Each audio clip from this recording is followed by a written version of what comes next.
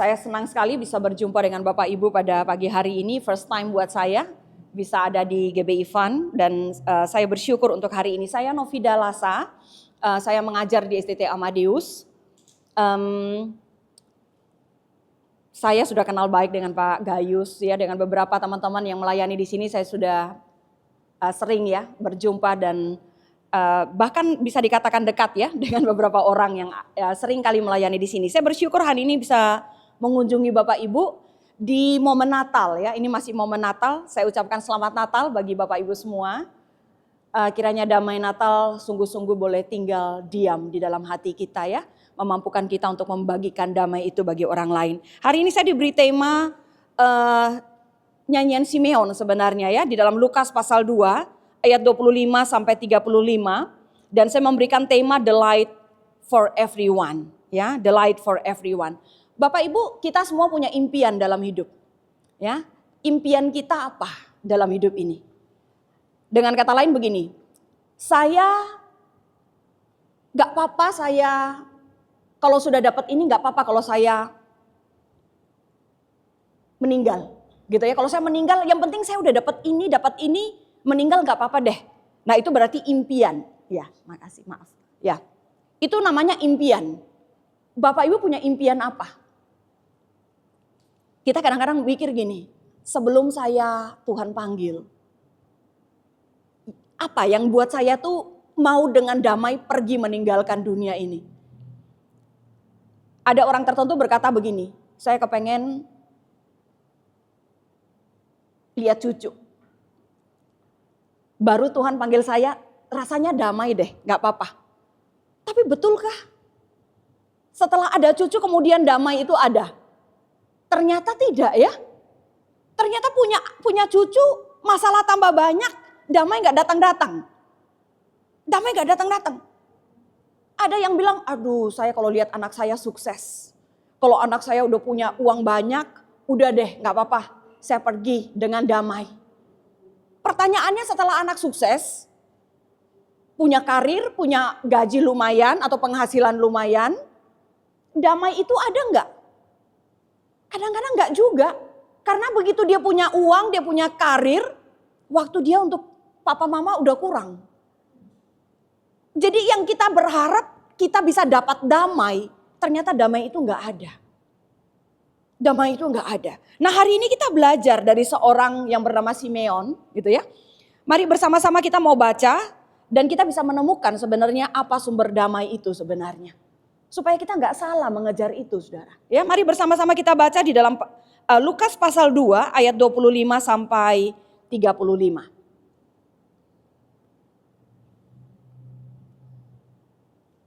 Oke. Adalah, kita bergantian ya, saya ayat 29, Bapak Ibu ayat 30 kita bergantian. Adalah di Yerusalem seorang bernama Simeon. Ia seorang yang benar dan saleh yang menantikan penghiburan bagi Israel. Roh Kudus ada di atasnya. Dan kepadanya telah dinyatakan oleh Roh Kudus. Oh, maafkan, ini saya kelewatan. Ayat 20, saya 2 kali cetek tadi ya, maafkan ya. Sekali lagi ya, ulang ya dari ayat 25. Adalah di Yerusalem seorang bernama Simeon, ia seorang yang benar dan saleh yang menantikan penghiburan bagi Israel. Roh Kudus ada di atasnya. Dan kepadanya telah dinyatakan oleh Roh Kudus bahwa ia tidak akan mati sebelum ia melihat Mesias, yaitu dia yang diurapi Tuhan. Ayat 27. Ia datang ke bait Allah oleh Roh Kudus ketika Yesus anak itu dibawa masuk oleh orang tuanya untuk melakukan kepadanya apa yang ditentukan hukum Taurat. Ia menyambut anak itu dan menatangnya sambil memuji Allah, katanya, "Sekarang Tuhan, biarkanlah hamba-Mu ini pergi dalam damai sejahtera sesuai dengan firman-Mu. Sebab mataku telah melihat keselamatan yang daripadamu." 31, yang telah Engkau sediakan di hadapan segala bangsa, yaitu terang yang telah menjadi pernyataan bagi bangsa-bangsa lain, dan menjadi kemuliaan bagi umatmu Israel bersama-sama. Dan bapa serta ibunya amat heran akan segala dikatakan tentang dia. Ayat 34.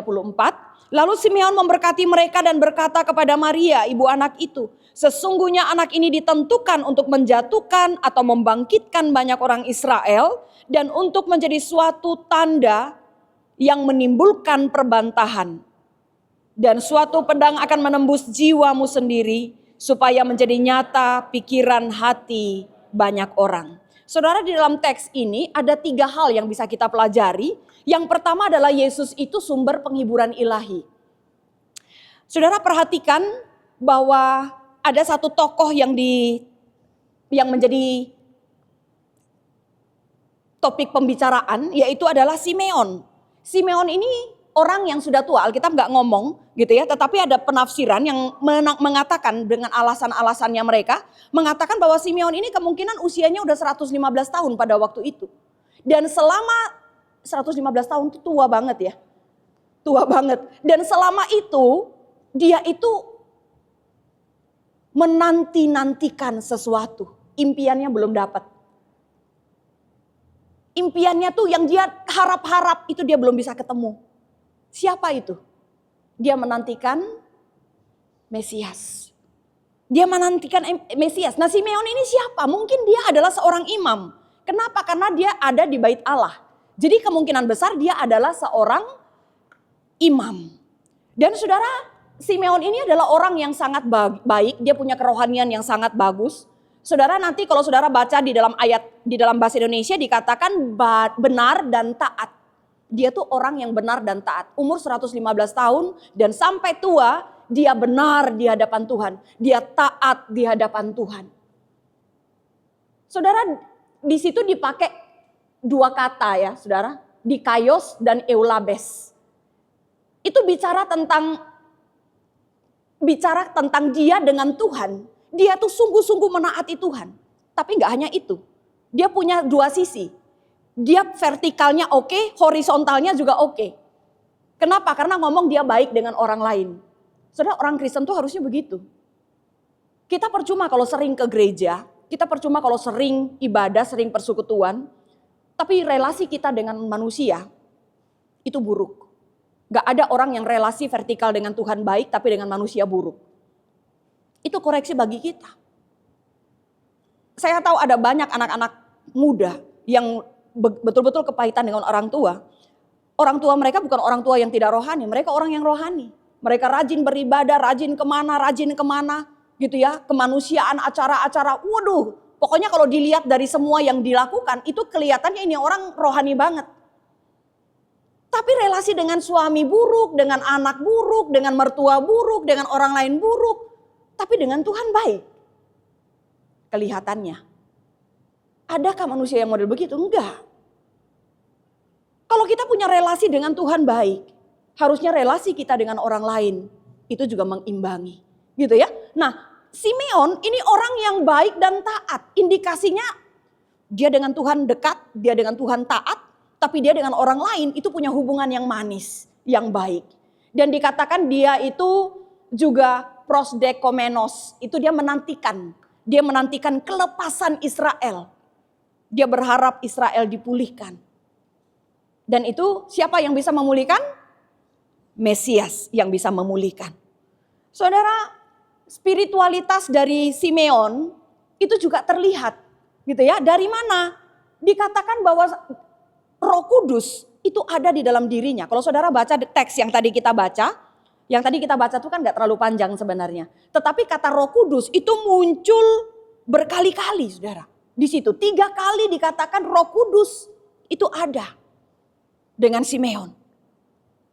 Bukan Roh Kudus, itu beda. Ini Roh Kudus saudara. Gitu ya, Roh Kudus yang bekerja di dalam diri Simeon. Nah saudara lihat, dia orang yang baik, taat. Baik itu artinya ya dengan tadi ya vertikal, horizontal semua oke. Kemudian Roh Kudus juga ada di dalam dia. Roh Kudus bekerja melalui dia. Tetapi saudara lihat bahwa dia tetap berkata dia tidak tenang. Dia belum damai. Dia belum damai. Kenapa? Saudara, saya mau katakan begini. Loh, kok langsung hilang ya? Ada satu part yang hilang. Ya, kesalehan tanpa Kristus itu tidak akan menghasilkan kedamaian. Ya. Ini saya maju sekali, langsung poin berikut. Berarti hilang ya. Di sini ada. Ya, oke. Saudara, kesalehan tanpa Kristus itu tidak pernah menghasilkan kedamaian. Saudara mau menjadi orang saleh seperti apa? Rajin melayani, rajin memberi. Saudara mau memberi dirimu, ya, ikut volunteer untuk bencana dan sebagainya. Saudara kelihatan mungkin baik, saudara kelihatan mungkin saleh. Tapi kalau saudara buang Kristus dari dirimu, saudara tidak mungkin bisa memiliki kedamaian sejati. Itu ditunjukkan oleh Simeon. Ya, Simeon 115 tahun. Dia seorang ahli Taurat mungkin, ya dia seorang imam, berarti dia sangat menguasai Taurat. Dia sangat menaati Tuhan, dia sangat baik kepada banyak orang. Tapi dia tidak bisa mendapatkan kedamaian itu sampai dia berjumpa dengan bayi Yesus. Itu menunjukkan bahwa kesalehan tanpa Yesus gak akan menghasilkan kedamaian. Saudara, hal kedua yang mau kita pelajari, Kristus bukan sumber kedamaian ilahi saja, tetapi Kristus itu layak mendapatkan pujian. Saudara, di dalam ayat 28, di sana dikatakan gini, dia menyambut anak itu dan menatangnya sambil memuji Allah, katanya, sekarang Tuhan, lihat ya di situ dikatakan sambil memuji Allah. Coba saudara perhatikan di ayat 28 mana kalimat pujiannya kepada Tuhan. Ayat 29, sekarang Tuhan biarkanlah hambamu ini pergi dalam damai sejahtera sesuai dengan firman-Mu. Sebab mataku telah melihat keselamatan yang daripadamu. Kalau kita lihat kalimat itu bukan kalimat pujian kan? Tapi kalimat permohonan kan? Kalimat permohonan, Tuhan sekarang sudah Tuhan aku sudah ketemu bayi Yesus. Tuhan izinkan aku pergi aja sudah, aku sudah terlalu tua. Itu kok puji-pujian? Tapi di situ dikatakan sambil memuji Allah. Saudara, kalau kita mau memperhatikan dengan lebih detail, kita akan temukan sebenarnya puji-pujiannya ada di mana. Itu ada di dalam dua kata sebenarnya saudara. Yang pertama, dia menyebut dirinya itu adalah doulos, hamba. Saudara, kalau konteks Indonesia, kalau kita ngomong doulos, kita mungkin gak terlalu ngerti. Tapi kalau konteks pada waktu itu, mereka sangat paham. Doulos itu gak punya hak untuk diri sendiri. Sekali doulos tetap doulos. Jadi kalau saya sudah dapat si A jadi doulosnya saya, jadi budaknya saya, budak itu dia nggak akan bebas, kecuali ada yang beli dia atau tebus dia, baru dia bisa bebas. Nanti kalau dia punya anak, itu semua haknya saya, hak tuannya. Dan Simeon, dia berkata di hadapan Allah, sekalipun dia seorang imam, dia dapat tempat terhormat. Dia orang yang mungkin dipuja-puji. Dia berkata, Tuhan di hadapan-Mu aku doulos. Itu pujian saudara. Jadi setelah kita melihat detailnya kita tahu ini kalimat puji-pujian. Saudara, kalimat puji-pujian. Dan bukan hanya dia berkata bahwa Tuhan di hadapan-Mu aku doulos. Tuhan di hadapan-Mu aku ini hamba. Saudara, kesadaran ini itu harus lebih dimaknai oleh orang-orang Kristen. Kita sering kali ngomong Tuhan, di hadapan Tuhan kalau kita ngomong kita panggil diri kita siapa? Tuhan hamba berdoa, kan begitu ya? Tuhan hamba berdoa. Kita tuh selalu ngomong Tuhan hamba berdoa. Kayak kita sadar nggak sadar gitu loh. Karena kita sering ngomong Tuhan aku hamba. Tapi dalam hidup saya mau nanya, berapa banyak kita tanya Tuhanmu, Tuhan mau apa atas hidup kita? Kita sering kali nggak peduli dengan apa yang Tuhan mau dalam hidup kita. Itu sebabnya semua keputusan kita ambil sendiri. Semua pertimbangan kita pikirkan sendiri. Hanya luar biasanya adalah Tuhan kita itu adalah maha berdaulat saudara. Sehingga saudara mau membangkang kayak apapun saudara gak bisa keluar dari kedaulatannya. Tetapi kalau kita sadar bahwa kita doulos, harusnya kita tahu kita hidup untuk siapa. Kita tahu kita ini miliknya siapa. Kita tahu tugasnya siapa yang sedang kita kerjakan. Berapa banyak orang Kristen ngomong aku hambamu. Tapi kita betul-betul berserah pada pimpinan Tuhan. Tapi bukankah kita seringkali berontak? Setiap kali ada masa-masa yang sukar dalam hidup kita. Bukankah kita seringkali berontak, bertanya, Tuhan kenapa begini, Tuhan kenapa begini.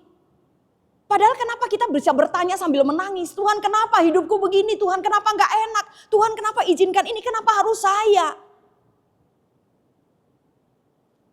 Seolah-olah kita melupakan bahwa dalam hidup ini tokoh utama bukan kita. Tapi tokoh utamanya adalah Tuhan. Kita harus sadar bahwa kita dulos. Dan satu lagi kata yang menunjukkan ini adalah sebuah pujian kepada Allah, itu adalah kata despotes. Despotes itu adalah Allah, merujuk kepada Allah. Jadi Allah yang keluar di sini, yang dipakai oleh Simeon, itu merujuk kepada, dia pakai kata despotes. Kata Allah itu di dalam bahasa Yunani banyak macam. Ada theos, ada pater, ada despotes. Nah ini di sini muncul despotes. Dan despotes di sini itu biasanya merujuk kepada Allah yang berdaulat atas langit dan bumi. Allah yang berdaulat atas langit dan bumi. Jadi ini sebuah pujian. Dia berkata bahwa Tuhan di hadapanmu aku hamba. Dan engkau adalah Allah yang berdaulat atas hidupku. Saudara, Allah yang berdaulat atas hidup kita. Itu perlu kita hidupi sungguh-sungguh. Saudara, saya memasuki bulan Desember. Sebelum Desember ya, mulai November, Desember. Itu waktu-waktu terberat saya sebenarnya. Waktu-waktu terberat saya. Waktu saya habis, jadi saya 1,5 bulan mulai bulan Oktober akhir. Itu saya cancel semua pelayanan saya, 1,5 bulan. Mengurus mama saya. Mama saya tiba-tiba operasi, tiba-tiba disuruh amputasi. Dan akhirnya kami harus cari opsi lain gitu ya. Dan waktu saya betul-betul tuh habis untuk ngurus mama saya. Dan saya baru sadar betul ya. Kalau semua anaknya mama itu ikutan depresi sebenarnya. Ikut stres gitu loh. Tapi saya belajar untuk mengakui bahwa Tuhan yang kita sembah itu Tuhan yang berdaulat. Dan Tuhan izinkan begini pun itu untuk kebaikan. Dan saya bilang Tuhan saya belum lihat kebaikannya ada di mana. Tapi saya tetap percaya bahwa Tuhan sedang mengerjakan kebaikan. Untuk menunjukkan kemuliaannya dan untuk kebaikan orang-orang yang percaya kepada Dia. Baru tadi malam saya ngalami sesuatu lagi. Suami saya kena tipu. Gitu ya, kena tipu. Ya, ditipu orang dan kerugiannya cukup besar gitu ya. Kerugiannya cukup besar. Dalam perjalanan saya sebenarnya khotbah di Madura di pelayanan Universitas Trunojoyo Natalan kemarin. Jadi saya Natal, dia antar saya gitu ya pulang melewati jalan itu kan sempit sekali gitu ya. Kalau kita pernah ke Bangkalan ke Universitas Trunojoyo tuh jalannya sempit. Jadi yang saya khawatirkan tuh pulang malamnya itu loh. Kalau saya sendirian tuh saya susah. Jadi dia selama ada di Surabaya pasti dia ngantar saya kalau saya ke Madura. Nah kemarin dia antar. Begitu perjalanan pulang karena masalah ini sudah jadi, waduh dia udah pusing. Saya bilang udah saya yang nyetir. Tapi saya bilang sama dia, saya bilang gini, saya berdoa juga sama Tuhan ya. Dan saya bilang begini, entah bagaimana tapi Tuhan memberikan saya damai loh. Dan saya tahu bahwa hal ini pun Tuhan izinkan untuk kebaikan kita. Saudara kita jarang saudara, dalam masa yang sukar dan sulit tetap mau tinggal tenang. Karena percaya bahwa Allah kita tuh despotes, berdaulat atas hidup kita. Mau gak ketika kita divonis dokter, kita punya penyakit yang sulit untuk disembuhkan. Atau ketika kita mendapatkan, yaitu kayak kemarin tipuan gitu ya, dapat tipu orang saudara, tiba-tiba langsung sekian banyak habis gitu ya. Dan kita gak tahu nanti konsekuensinya kayak apa begitu. Tapi mau gak kita tetap percaya bahwa dalam hal ini pun Tuhanku masih berdaulat. Karena aku anaknya, aku hambanya. I will be fine. Saya akan tetap baik-baik saja. Karena Allahku itu despotes. Mau gak kita ketika mau lamar kerja sana sini, usaha kok kayaknya susah banget gitu kan. Rasanya gelap, aku gak tahu aku bisa survive gak tahun 2026. Tapi kita tuh bisa bilang Tuhan, aku ini hamba, Engkau tuh despotes, Allah yang berdaulat. I will be fine. Selama Engkau bersama aku, semuanya it will be okay. Saudara, ini pujian yang luar biasa. Pujian sejati. Itu hanya akan keluar dari hati kita. Kalau kita paham bahwa Tuhan kita itu berdaulat dan Dia akan mengatur yang terbaik atas hidup kita. Sekali lagi ngomong sama-sama, 1, 2, 3. Pujian sejati akan keluar dari hati kita jika kita paham bahwa Allah berdaulat dan mengatur yang terbaik atas hidup kita.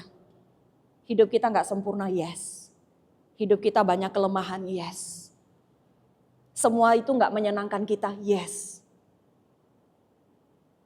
Tapi saudara harus mau ngomong bahwa hidupku yang tidak sempurna itu akan menjadi panggung untuk kemuliaan Allah. Allah yang maha berdaulat itu sanggup membuat hidup yang tidak sempurna ini menjadi panggung untuk mempertontonkan kemuliaan Allah. Karena saudara dan saya bukan hidup untuk memamerkan kejayaan kita, kehebatan kita, kepintaran kita. Bukan untuk itu. Tapi kita hidup untuk menunjukkan bahwa Allah kita mulia. Dan itu yang harus nyata dalam hidup kita. Dan untuk memuliakan Allah gak selalu ketika kita kuat dan strong. Enggak saudara. Tahukah saudara bahwa ketika engkau gak bisa apa-apa dan hanya sekedar bisa berbaring pun engkau bisa memuliakan Tuhan. Dan mau gak engkau berkata bahwa Tuhan, dipermuliakanlah dirimu. Aku hanya hamba. Kadangkala kita berpikir, Tuhan aku mau engkau dimuliakan dalam diriku. Tapi dalam pemikiran kita, Allah akan dimuliakan kalau aku bisa berhasil, kalau aku bisa dapat uang banyak, kalau usahaku oke, kalau pekerjaanku oke, kalau pelayananku oke, kalau orang respect, kalau itu dalam pemikiran kita begitu. Tapi sometimes Tuhan gak selalu bekerja dengan cara pikir kita seperti itu. Tapi mau gak kita percaya saudara? Bahkan ketika anak kita gak bisa sembuh, mama kita gak bisa sembuh, kita tetap harus kehilangan orang yang kita cintai. Tahu gak bahwa kadang-kadang dalam masa-masa itu Tuhan bisa dimuliakan. Fanny Crosby, kita tahu ya, dia seorang pencipta lagu. Dia hidup abad belasan ya, saya lupa di abad berapa, abad 15 atau abad 16. Saya bisa meleset ya, nanti bisa searching sendiri dia hidup kapan begitu ya si Fanny Crosby. Tapi saudara dia seorang yang dia itu kalau nggak salah kena malpraktek gitu ya. Jadi dia tuh buta sejak lahir. Umur 6 tahun apa 7 tahun itu dia buta di usia-usia begitu karena malpraktek. Atau lebih kecil lagi saya lupa gitu ya. Tetapi dia bisa berkata bahwa dia punya puji-pujian sampai hari ini itu everlasting ya. Jadi sampai hari ini itu masih terus dinyanyikan. Tapi Fanny Crosby dia gak pernah satu kali pun dia komplain kepada Tuhan. Dia sangat tahu bahwa dia hanya seorang hamba. Dan dia tahu dia adalah Allahnya itu adalah Allah yang berdaulat. Sehingga dia berkata bahwa sekalipun dia gak bisa lihat keindahan dunia. Gak masalah. Tapi dia rindu di sorga nanti. Begitu dia buka mata yang pertama kali dia lihat. Itu adalah Allah dengan kemegahannya. Saudara kalau kita percaya Allah kita berdaulat atas hidup kita. Maka seharusnya dalam situasi apapun. Kita mau belajar untuk tenang. Belajar untuk tetap damai. Dan percaya Tuhan kontrol segala sesuatu. Tuhan kontrol segala sesuatu. Saudara, pujian Simeon selanjutnya dia berkata begini. Tuhan lepaskanlah hambamu ini di dalam damai. Ya. Lepaskanlah hambamu ini di dalam damai. Dia berkata, Tuhan aku 115 tahun kalau betul data itu betul ya. Saya gak bilang itu pasti betul. Tapi kalaupun misalnya itu betul 115 tahun. Mungkin dia bilang Tuhan sudah terlalu lama hidup. Gitu ya. Gak apa-apa. Ini Tuhan lepaskan aku pergi dalam damai. Saudara ini bukan sebuah keinginan untuk meninggalkan dunia ini. Itu bukan sebuah hal yang didorong karena kekecewaan. Kan banyak orang ya yang apa-apa dikit, masalah apa dikit, terus mati aja lah gitu kan. Kenapa? Karena putus asa, karena kecewa dengan hidup, karena gagal. Keinginan ini bukan karena kekecewaan, kegagalan atau penyakit. Tetapi dia melihat bahwa rencana Allah sudah digenapi dalam hidupnya. Rencana Allah sudah digenapi dalam hidupnya. Dia sudah menyaksikan kemuliaan Allah. Dan itu cukup bagi kita. Saudara yang dikasihi oleh Tuhan.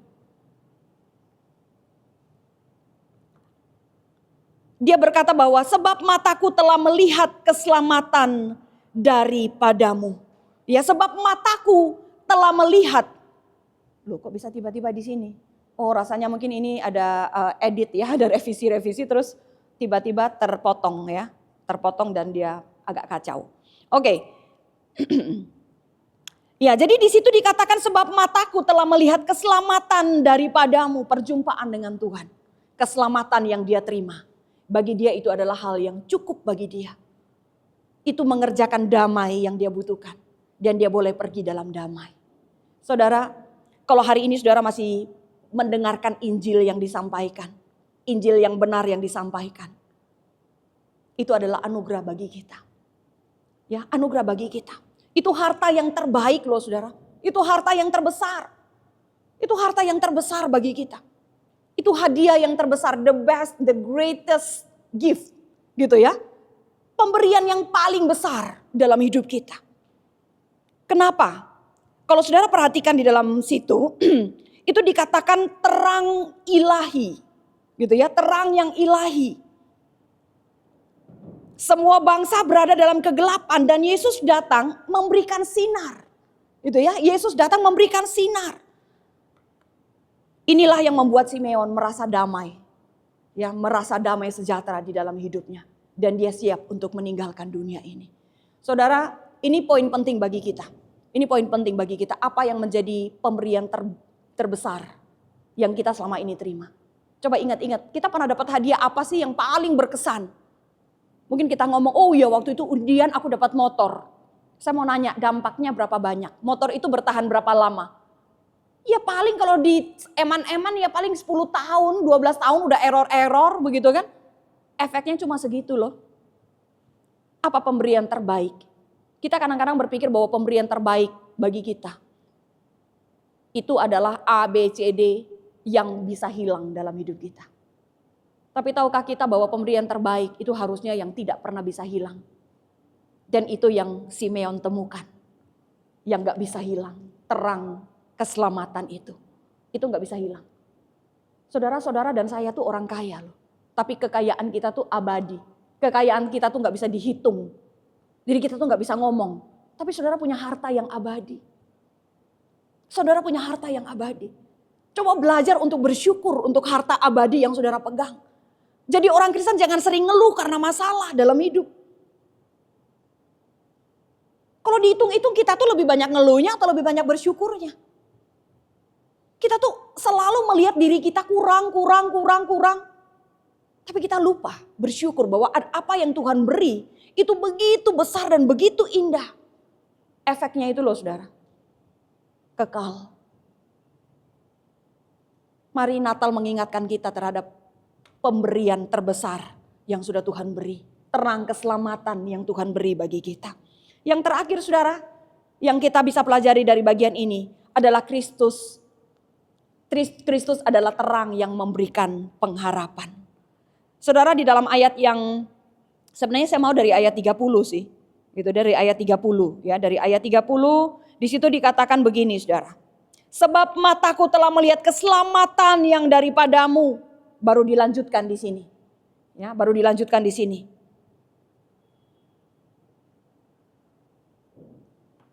Yang telah engkau sediakan di hadapan segala bangsa. Segala bangsa loh saudara. Yaitu terang yang menjadi penyataan bagi bangsa-bangsa lain. Dan menjadi kemuliaan bagi umatmu Israel. Saudara baca ayat 33. Dan bapa serta ibunya amat heran. Kenapa mereka heran? Kenapa mereka heran?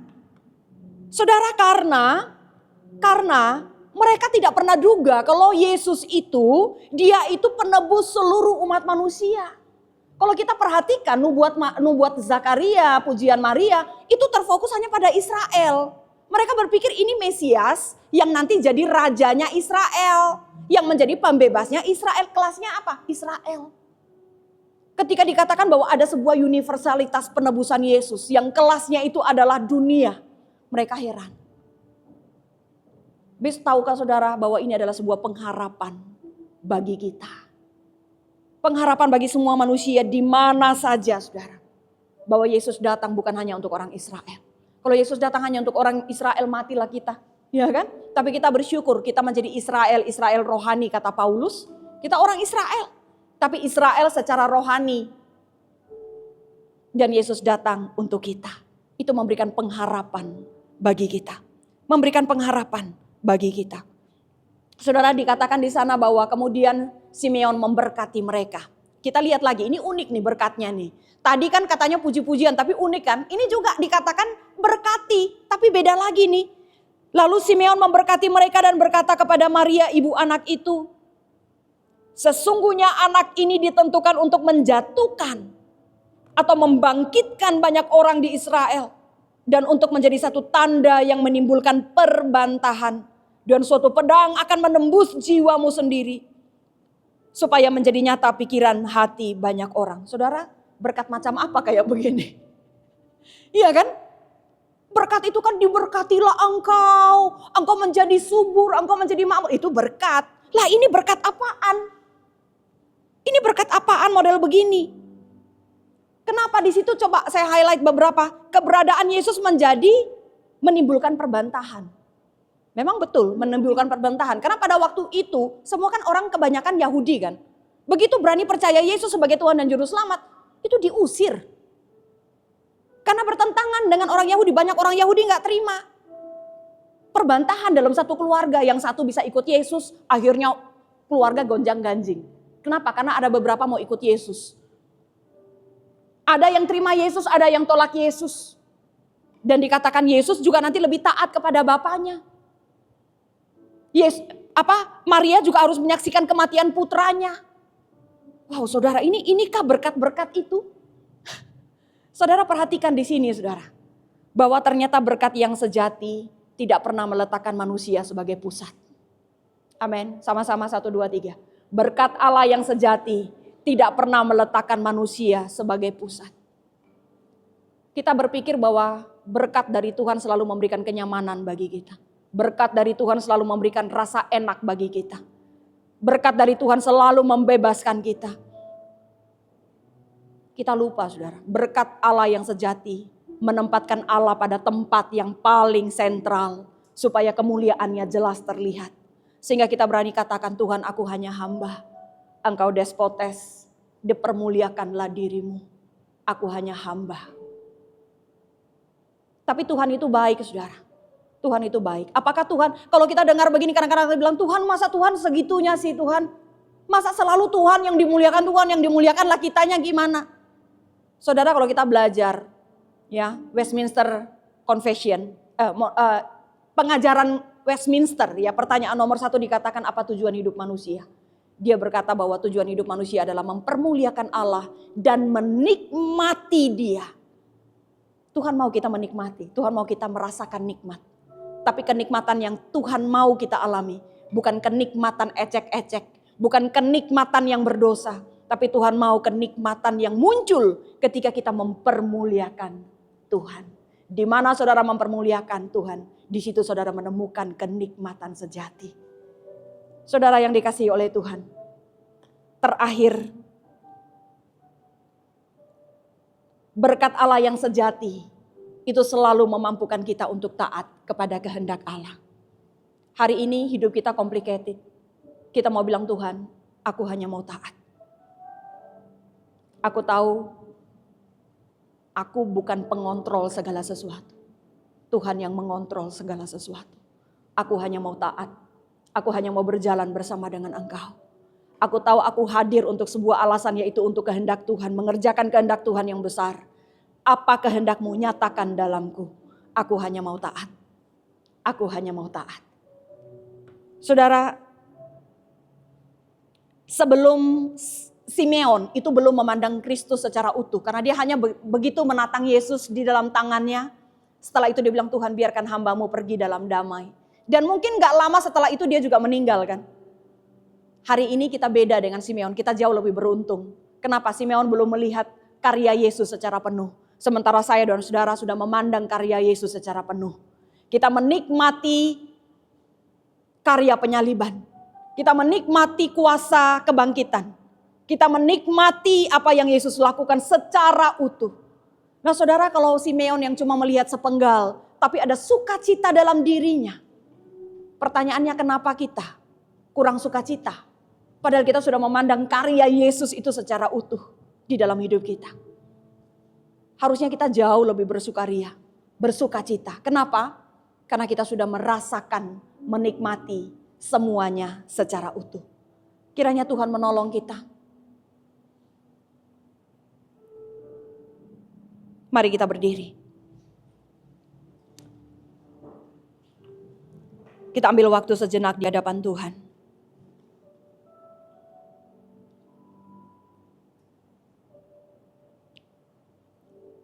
Apakah Kristus sudah menjadi sumber sukacitamu hari ini?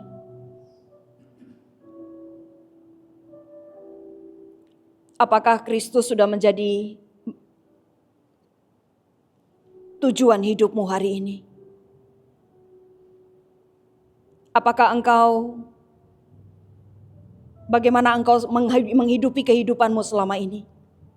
Apakah engkau melihat sebagai Allah despotes yang berdaulat atas hidupmu? Atau engkau masih mau mengatur hidupmu sendiri? Engkau ingin memastikan hidupmu harus seperti apa? Tapi engkau lupa bahwa sebenarnya Tuhan punya rancangan yang paling indah bagi saudara. Dan untuk tujuan itulah kita harusnya hidup. Mari kita mohon ampun di hadapan Tuhan. Bapa di surga, terima kasih untuk kebenaran firman-Mu yang sudah disampaikan di tengah-tengah kami. Kami tahu Tuhan bahwa ternyata ada banyak pelanggaran yang kami lakukan. Kami sering mengakui di hadapan-Mu bahwa kami hamba. Tapi kami tidak pernah memiliki hati seperti hamba. Kami masih merasa berhak mengatur hidup kami. Kami masih berpikir bahwa tokoh utama dalam hidup kami adalah diri kami sendiri. Kami lupa untuk bersyukur bahwa sebenarnya kami sudah begitu mendapatkan hadiah yang begitu berharga. Ampuni kalau kami kurang bersyukur di hadapan-Mu Tuhan. Mulai hari ini,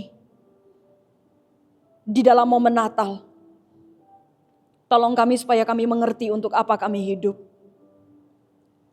Kami hidup sebagai sinar yang menerangi banyak orang. Karena sinar itu sudah Tuhan nyatakan dalam diri kami. Terang itu sudah ada dalam diri kami. Sehingga dimanapun kami berada, bahkan mulai dari dalam rumah tangga kami akan menjadi sinar yang menunjukkan kemuliaan Allah. Sehingga pasangan kami, anak kami, orang tua kami akan melihat kami berbeda. Orang lain akan melihat kemuliaan Tuhan dalam diri kami. Mulai hari ini, tolonglah kami Tuhan. Karena kami mau hidup bagi Engkau. Kami mau hidup untuk mempermuliakan Engkau. Terpujilah nama-Mu, di dalam nama Tuhan Yesus kami berdoa. Amin.